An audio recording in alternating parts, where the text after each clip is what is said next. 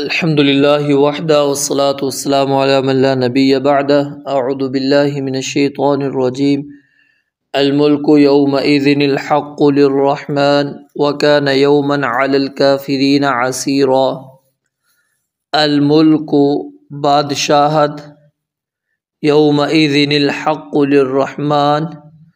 اس دن حقیقی بادشاہت، حقیقی بادشاہی رحمان کی ہوگی۔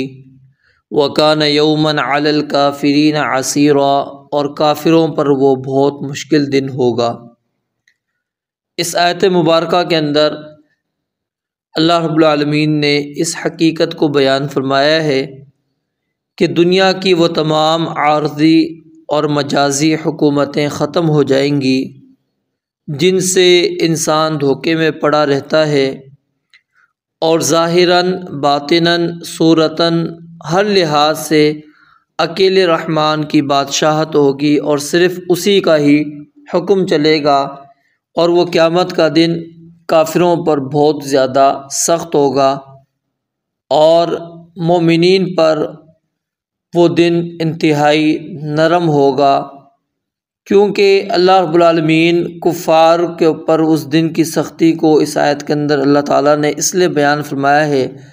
کیونکہ اس کے ذریعے سے اہل ایمان کو اللہ رب العالمین خوشی دینا چاہتے ہیں کہ دنیا کے اندر جس طرح وہ تمہیں تکلیفیں دیتے ہیں تو یہ دنیاوی تکلیفیں ہیں، قیامت والے دن الملک یومئذ الحق للرحمن جو حقیقی بادشاہت ہوگی وہ صرف اللہ رب العالمین کی ہوگی۔ اللہ تعالیٰ کے علاوہ کسی اور کی کوئی بادشاہت قیامت والے دن نہیں چلے گی۔ صحیح مسلم کے اندر روایت موجود ہے، سیدنا عبداللہ بن عمر رضی اللہ تعالیٰ عنہما بیان کرتے ہیں کہ نبی علیہ الصلوۃ نے فرمایا کہ یطوی اللہ عز وجل السماوات یوم القیامۃ ثم یأخذہن بیدہ الیمنی ثم یقول انا الملک این الجبارون این المتکبرون، کہ قیامت والے دن اللہ رب العالمین آسمان کو لپیٹ دے گا، پھر انہیں اپنے دائیں ہاتھ میں پکڑ کر فرمائے گا میں ہوں بادشاہ، کہاں ہیں جبار لوگ، کہاں ہیں متکبر۔ اور اسی طرح سورہ زمر کے اندر اور سورہ مومن کے اندر بھی اللہ رب العالمین نے اس چیز کو بیان فرمایا ہے۔ تو قیامت والا دن اللہ رب العالمین فرماتے ہیں وَكَانَ يَوْمًا عَلَى الْكَافِرِينَ عَسِيرًا، کہ یہ مطالبہ تو کرتے ہیں کہ فرشتے ہمارے سامنے آئے، فرشتے ہم پر کیوں نہیں آتے، ہم پر کیوں نہیں اترتے؟ تو اس کا یہ ایک جواب اللہ رب العالمین نے اس آیت کے اندر یہ بھی دے دیا کہ جیسا کہ پچھلی آیت کے اندر اللہ رب العالمین نے جواب دیا تھا کہ جس دن فرشتے اتریں گے وہ آسمان اس دن پھٹ جائے گا، اور پھر وہ اس دن بھاگیں گے، پھریں گے، جگہ ڈھونڈیں گے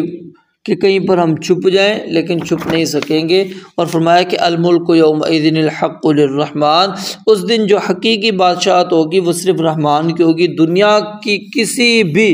بادشاہ کی کوئی بادشاہت نہیں ہے۔ بلکہ قرآن کریم نے تو اس حقیقت کو بھی بیان فرمایا کہ جب انسان کو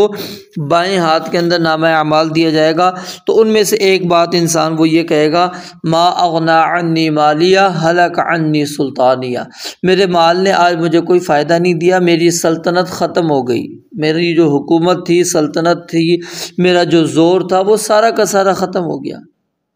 تو یہ قیامت کا دن جو ہے انتہائی سخت ہوگا،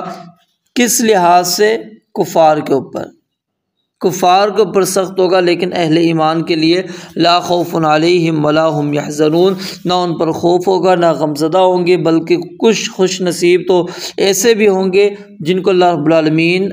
اپنا سایہ دیں گے، عرش کا سایہ ان کو نصیب کریں گے۔ رب العالمین سے دعا ہے اللہ رب العالمین ہمیں خوش نصیب افراد کے اندر شامل فرمائے۔ وآخر دعوانا ان الحمد للہ رب العالمین۔